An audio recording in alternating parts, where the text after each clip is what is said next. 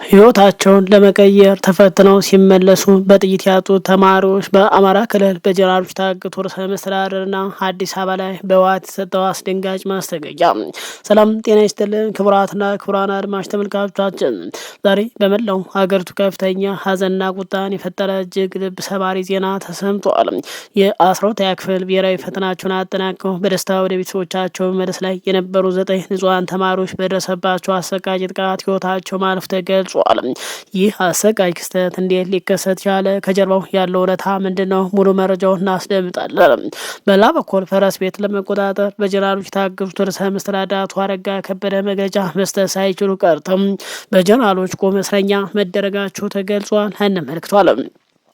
በአዲስ አበባ ከተማ ሊደረግ በታቀደው ታላቅ ሰልፍ ላይ ህወሓት የሰጠው ጠንከር ያለ ማስጠንቀቂያና በሚሊዮን የሚቆጠር ገንዘብ የጠፋባቸው ሚኒስትር ዘመቻ ተከፈተብኝ ሲሉ ገልጸዋል።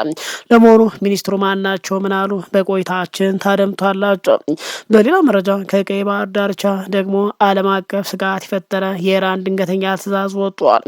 እነዚህ ሁሉ መረጃዎች የምንገልጥበት እስከ መጨረሻው ሰከንድ ድረስ አይኖን ከአንገብጋቢ ጉዳዮች ላይ የማይነቅሉበት ልዩ ትንታኔ ይዘን ቀርበናል። መረጃውን ከወዲሁ ላይክ እና ሼር በማድረግ እስከ ፕሮግራም ፍጻሜ አብረን እንቆይ። ዛሬ በአማራ ክልል በተለይ በደጋ ዳሞት ፈረስ ቤት አካባቢ የተከሰተው እጅግ አሳዛኝና ልብ ሰባሪ መረጃ እናስቀድም። ፈተናቸውን ጨርሰው ወደ ቤተሰቦቻቸው በመመለስ ላይ የነበሩ የ12ኛ ክፍል ተማሪዎች በደረሰባቸው የከባድ መሳሪያ ጥቃት ህይወታቸው ማለፉ ተገልጿል። በአማራ ክልል በተለያየ አካባቢዎች የቀጠለው ግጭት አሁንም ተባብሶ መቀጠሉ ሲገለጽ፣ በተለይ ላለፉት 6 ወራት በላይ በፋኖ ኃይሎች ቁጥጥር ስር የነበረውን ደጋ ዳሞት አካባቢ ዳግም ለመቆጣጠር በሚል የመንግስት የጸጥታ በ3 ጀነራሎች የሚመራ መጠነ ሰፊ ኃይል በከባድ መሳሪያ አጅበው ማሰማራታቸው ተገልጿል። የክልሉ ርዕሰ መስተዳድር አቶ አረጋ ከበደን ጨምሮ የክልሉ አመራሮች በመያዝ በፈረስ ቤት ከተማ ላይ መግለጫ ለማሰጠት ያለመ ነው የተባለው ዘመቻ በደንበጫ በገላና በአማኑኤልና በጅጋ በኩል ከፍተኛ ውጊያ ቢያስከትልም የጸጥታ ኃይሎች ወደ ከተማ ለመግባት ባደረጉት ጥረት ከባድ ፍልሚያ እንደገጠማቸው የደረሱን መረጃ ገልጿል። ውጊያው በብርቱ በቀጠለበት በዚህ ሰዓት ነው እንግዲህ እጅግ አሳዛኝ ክስተት የተሰማ።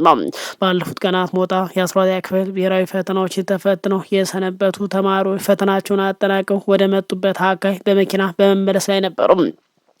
ሞጣ ተፈትነው የተመለሱ የቢቦኝ ወረዳ ተማሪዎች ከአስተርዮ ወደ ቢቦኝ ሲመለሱ በተኩስ መካከል 9 ተማሪዎች ህይወታቸው አልፈዋል።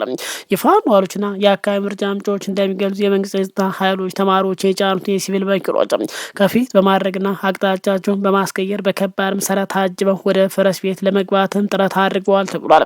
በዚህ እንቅስቃሴ መሃል በተፈጠረ ከፍተኛ ተኩስና በተተኮሰ ከባድ መሳሪያ ሳቢያ ተማሪዎች በነበሩበት መኪና ላይ ጉዳት ደርሶ ከ9 በላይ ተፈታኝ ተማሪዎች ወዲያውኑ ህይወታቸው ሲያልፍም በርካታ ተማሪዎች ደግሞ ከባድና ቀላል ጉዳት ደርሶባቸው ወደ ሆስፒታል ተወስዷል ተብሏል። ከተማሪዎቹ ህይወት መጥፋት ተጨማሪ መንግስት በውጊያ መሃል የሲቪል ሰዎችን መኪና እንደ ጋሻ ምሽግ እየተጠቀመ ዙ 20 የተባለ ከባድ መሳሪያ በተደጋጋሚ ሲተኮስ መታየቱንና የፋኖ ኃይሎችን በተደጋጋሚ ገልጿል። ይህ አይነቱ ንጹሃንና የሲቪል ተሽከርካሪዎችን ለጦርነት ምሽግ መጠቀም ድርጊት የጦር ወንጀል ነው ሲሉ በርካታ የሰብአዊ መብት ተሟጋች ታዛቢዎች ድርጊቱን በጽኑ እያወገዙ ይገኛሉ። በሁለቱ ተፋላሚ ኃይሎች መካከል ንጹሃን ዜጎች በተለይ ሀገር ተረካቢ ወጣቶች የዚህ አሰቃቂ ጥቃት ሰለባ መሆናቸው መላው ሀገሪቱ ከፍተኛ ሀዘንና ቁጣን ፈጥሯል። ይህንን መረጃ እስከዘገንበት ድረስ ወደ ፈረስ ቤት ገብተው መግለጫ ለመስጠት ተዘጋጁ የነበሩ የአቶ አረጋ ከበደ ባለስልጣናት ደንበጫ በከባድ መሳሪያና በሄሊኮፕተር ታጅበው መቀመጣቸው ሲገለጽ፣ ደንበጫ ላይ ድንገት ከባድ ጥቃት ቢነሳ በሚል በሄሊኮፕተር ለማምለጥ በተጠንቀቅ ላይ መሆናቸውም ተነግሯል። ፈረስ ቤቱን እንቆጣጠራለን፣ አመራሮችም ከዛው መግለጫ ይሰጣሉ ብለው ቃል የገቡ ጀነራሎች ያድርጎት ሙሉ ሙከራ በፋኖ ትግል መክሸፉ ሲገለጽ፣ አቶ አረጋ ከበደ ወደ ባህር ዳር ለመመለስ ያድርጎት ጥረት በጀነራሎች መግታት ሲገለጽ፣ ጥለው አትሄድም በሚል በጀነራሎች እገታ ውስጥ መቀመጣቸው መረጃዎች ገልጿል።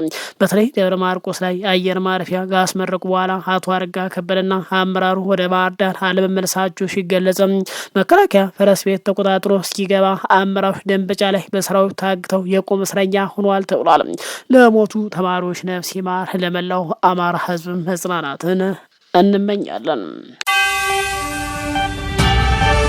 ህወሓት አዲስ አበባ ላይ በተጠራው ሰልፍ ላይ ጠንከር ያለ ማስጠንቀቂያ ሰጠ። በመጪው ቅዳሜ በአዲስ አበባ ከተማ የጠራውን ሰላማዊ ሰልፍ ተከትሎ በህወሓትና በሰልፉ አስተባባሪ መካከል ያለው ፍጥጫ እጅግ ወደ ከረረ ደረጃ ተሸጋግሯል። ህወሓት ሰልፉን የብሔራዊ ጥቅም ክህደት ሲል በጽኑ የኮነነበት ማስጠንቀቂያ አዘል መግለጫ ሰጥቷል። በትግራይ ክልል ያለው የግዳይ ወታደራዊ አፈሳ ለመቃወም የትግራይ ተወላጅ በመጪው ቅዳሜ በአዲስ አበባ ሰላማዊ ሰልፍ መጥራታቸው መዘገቡ ይታወሳል። ይህንን ሰልፍ ተከትሎ ግን የህዝባዊ ወያኔ ሓርነት ትግራይ ህወሓት ወይም ደግሞ አሁን ትግራይ እያስተዳደረ ያለው ኃይልም ኮሚኒኬሽን ቢሮ ማስጠንቀቂያ ያዘለ መግለጫ በይፋ አውጥቷል። ህወሓት በመግለጫው የፌዴራል መንግስቱ በህዝብ ላይ ጥቃት ለመፈጸም በመዘጋጀት ላይ ነው ሲል የከሰሰ ሲሆን ሰልፉን ያዘጋጁ የትግራይ ተወላጅ ደግሞ የስርዓቱ ተላላኪ ሲል ጠርቷቸዋል።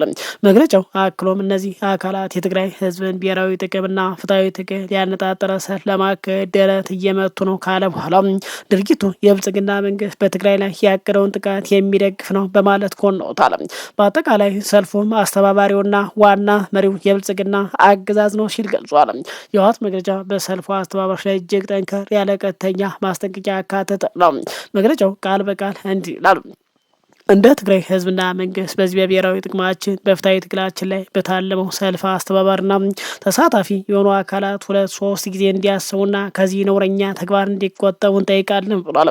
ህወሓት ይህ ሰልፍ በትግራይ ህዝብ ብሔራዊ ጥቅም ላይ ያነጣጠረ ሴራ ነው ቢለም የሰልፉ አስተባባሪዎች ግን የሰልፉ ዓላማ ከዚህ ፍጹም የተለየ የህዝብን መብት ለማስከበር ያለመ ነው ሲሉ ገልጿል። የቅዳሜው ታላቅ ሰልፍ አስተባባሪዎች እንደሚገልጹት የትዕይንቱ ህዝብ ዋና ዓላማ ህወሓት በትግራይ ክልል ውስጥ እያደረገ ያለው ህገወጥ የግዳጅ ወታደራዊ አፈሳ በአስቸኳይ እንዲያቆም መጠየቅ ነው ብሏል። ሰልፈኞቹ በትግራይ ውስጥ የሚገኙ ወጣቶች፣ የአብነት ተማሪዎችና ንጹሐን ዜጎች ያለ ፍላጎታቸው እየታፈሱ ወደ ወታደራዊ ስልጠና ካምፕ መወሰዳቸውን በጽኑ የሚቃወም ሲሆንም የፌዴራል መንግስቱ የዜጎች ሰብአዊ መብት ደህንነት የመጠበቅ ህገ መንግስታዊ ግዴታውን እንዲወጣ ከተቻለ ሰራዊቱን ይዞ ህግ እንዲያስከብር የሚጠይቅ መሆኑ ተገልጿል። በመሆኑም ሰልፉ የፖለቲካ ጥቃት ሳይሆን ንጹሐን ዜጎች ከግዳጅ ውትድርናና ከቀውስ ለመታደግ የተዘጋጀ ሰላማዊ ድምጽ ሲሉ ገልጸውታል። የተከበራቸው አድማጭ ተመልካቾች በአንድ በኩል የህዝብን መብት ለማስከበር የተጠራ ሰላማዊ ሰልፍ ሲባል፣ በሌላ በኩል ደግሞ ከህወሓት በኩል የወጣው ጠንከር ያለ ማስጠንቀቂያ በአዲስ አበባና በትግራይ ፖለቲካ መካከል ያለው ፍጥጫ ይበልጥ አክሮታል ተብሏል። ሰላማዊ ሰልፍ ማድረግና ሀሳብ በነጻነት መግለጽ መሰረታዊ መብት ይሆናል። የሁሉንም አካላት ሰላማዊነት፣ ደህንነት መጠበቅ ደግሞ ቀዳሚ ተግባር ሊሆን ይገባል ተብሏል። በመጪው ቅዳሜ በአዲስ አበባ ስለሚደረገው ሰልፍና ስለ ህወሓት ማስጠንቀቂያ መግለጫ የእናንተ አስተያየት ምንድን ነው? ይህ ፍጥጫ ወዴት ያመራ ይመስላችኋል? የእናንተ ጠቃሚ ሀሳብ በኮሜንት መስጫ ላይ እንድታጋሩ በአክብሮት ይጋበዝ ነው። ወደ ቀጣይ መረጃ እናመራለን። ዛሬ በሀገሪቱ ታላቅ መነጋገሪያ በሆነው የቢሊየን ብሮች የኦዲት ግኝትና የመንግስት ከፍተኛ ባለስልጣን ምላሽ መነጋገሪያ ሆኗል።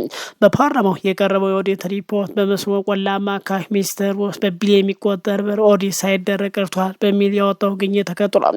የዕለቱ የመንግስት ከፍተኛ ባለስልጣን የስም ማጥፋት፣ የማደናቀፍ ዘመቻ ተከፈተብኝ ሲሉ ማብራሪያ ሰጥተዋል። ቀደም ሲል በእስር ላይ በሚገኙት የፓርላማ አባላት ክርስቲያን ታደለ የሚመራ የነበረውና በግፍ ከታሰረ በኋላ በአሁኑ ወቅት በገዥ ፓርቲ ተመራጭ ፓርላማ አባል በሚመራው የህዝብ ተወካይ ምክር ቤት የመንግስት በጀት አስተዳደር ቁጥጥር ጉዳይ ቋሚ ኮሚቴ ባለፉት ወራት የመንግስት መስሪያ ቤቶችን የኦዲት ሪፖርት ሲመረምር ቆይቷል። በዚህ የምርመራ ሂደት በኦዲት መስሪያ ቤቱ ይፋ በተደረገው መረጃ መሰረት በመስኖና ቆላማ አካባቢ ሚኒስቴር ውስጥ በ10 ቢሊዮን የሚቆጠር የሀገሪቱ ገንዘብ አግባብ ያለው የኦዲት ሰነድ ሳይቀርብበት በምክንያትና በተለያየ ጉለት መባከኑ በይፋ በፓርላማ መድረክ ላይ መግለጹ ይታወሳል። ይህ መረጃ ይፋ መደረጉ ተከትሎ በህዝብ ዘንድ ከፍተኛ ቁጣ፣ ጥያቄዎች ተነስተዋል። ይህን ተከትሎ የቀድሞ የትግራይ ጊዜያዊ አስተዳደር መሪና የአሁኑ ደግሞ የመስኖ ቆላማ አካባቢ ሚኒስቴር ዶክተር አብርሃም በላይ ትናንት ምሽት በይፋዊ ማህበራዊ ትስስር ገጻቸው ላይ ባለ 3 ገጽ ማብራሪያና አጠቃላይ ክስ ይፋ አድርገዋል። ዶክተር አብርሃም በላይ በወጡት መግለጫ በኦዲት ሪፖርት ሽፋን ተቋማቸውን ግለሰባቸው ለማጠልሸት የታለመ የተቀናጀ የስም ማጥፋት ዘመቻ እንደተከፈተባቸው ገልጿል። ሚኒስትሩ ፕሮጀክትና ኮንትራት አስተዳደር ሀሁ በሚል ርዕስ ባሰፈሩ ጽሑፍ እንዲህ ሲሉ ገልጿል። የመስኖ ዘርፍ የተሳካ ጉዞ ሂደት ትንቅንቁ ከስራ ተኮር ተግዳሮች ጋር ብቻ ሳይሆን ይህንን ጉዞ ለማደናቀፍ ከሚንቀሳቀሱ ልዩ አጠልሻ አካላት ጋር ጭምር ነውና የስኬት ጉዞው ተጠባቂ ግብረ መልስ መሆኑ ይታመናል። በማለት የቀረበው የቢሊዮን ብሮች ብክነት ሪፖርት ለማስተባበል ተቋማቸው እያከናወነ ያለው ስኬታማ ስራ ለማሳየት ሞክሯል። ዶክተር አብርሃም በላይ በሪፖርቱ ላይ የቀረበውን ክፍተት ለማስተባበል ቢሞክሩም የፓርላማ ኦዲት ግኝት በሚኒስቴር መስሪያ ቤታቸው ስር በርካታ ቢሊዮን ብሮች አድራሻቸው መጥፋቱ በሰነድ አስደግፎ ይፋ አድርጓል። አሁን ላይ በብዙ ዘንድ እየተነሳ ያለው ዋነኛው ጥያቄ ለመሆኑ የተጠፋፋው ከፍተኛ የሀገራት ተጠያቂነት ያስከትላል ወይስ እንደተለመደው የበላይ ባለስልጣናት ጥፋቱ በበታች ሰራተኞች ላይ ብቻ ተራግፎ ይቀራል የሚለው ጉዳይ ነው። በተለይ ባለፉትም የፌዴራል ፖሊስ ለፓርላማ ባቀረበው ሪፖርት ባለፈው 1 ዓመት ብቻ በሀገር ውስጥ ያሉ አንዳንድ ባለስልጣናትና ታዋቂ አርቲስቶች በጋራ በመሆን ወደ 100 ቢሊዮን ብር የሚጠጋ የሀገር ሀብት ወደ ውጭ ሀገር በህገወጥ መንገድ ማሸሻቸውን ይፋ ማድረጉ ታዛቢዎች አስታውሳለሁ። ይህ ደግሞ በሀገሪቱ ያለው የፋይናንስ ቁጥጥር የተጠያቂነት መላላት ይበልጥ ግልጽ ያደርገ ሆኗል ተብሏል። ክቡራን አድማጭ ተመልካቾቻችን በየአመቱ ኦዲት ሪፖርት የሚጋለጡ የቢሊዮን ብሮች ብክነት መጨረሻው ምን ይሆናል? ሚኒስትሩ ዶክተር አብርሃም በላይ የአጠልሻ አካላት የስም ማጥፋት ዘመቻ ነው ሲሉ የሰጡት ምላሽና በፓርላማው የቀረበው የኦዲት ግኝትስ እንዴት ይታያል? በዚህ ጉዳይ ላይ አስተያየት አጋሩን እያልን ወደ ውጭ መረጃ እናመራለን። በአሜሪካና በኢራን መካከል ያለው ግጭት ዳግም ተባብሶ ቀጥሏል። ዓለም በሆርሙዝ እያወራ ባለበት ሰዓት በቀይ ባህርም አጠቃላይ ጦርነት ወደ ቀይ ባህር መምጣቱ ይፋ ሆኗል። ኢራን ሁቲዎች የቀይ ባህር የነዳጅ ማጓጓዣ መስመር ለመዝጋት ዝግጁ እንዲሆኑ ትዕዛዝ አስተላለፈች። የአሜሪካ የኢራንን የኃይል መሰረተ ልማቶች ላይ ጥቃት የምትሰነዝር ከሆነ የመኑ የሁቲ ታጣቂ ቡድን የቀይ ባህር የነዳጅ ማጓጓዣ መስመር ለመዝጋት ዝግጁ እንዲሆን ኢራን ትዕዛዝ ማስተላለፏን ሮይተር 3 የውስጥ ምንጮች ጠቅሶ ዘግበዋል። እንደ ዘገባው ገለጻ የቅድ በኢራን አመራሮች መካከል ውይይት የተደረገበት ሲሆን መልእክቱም በከፍተኛ የኢራን ባለስልጣናት አማካኝነት ለሁቲዎች አስቀድሞ ተላልፏል ተብሏል።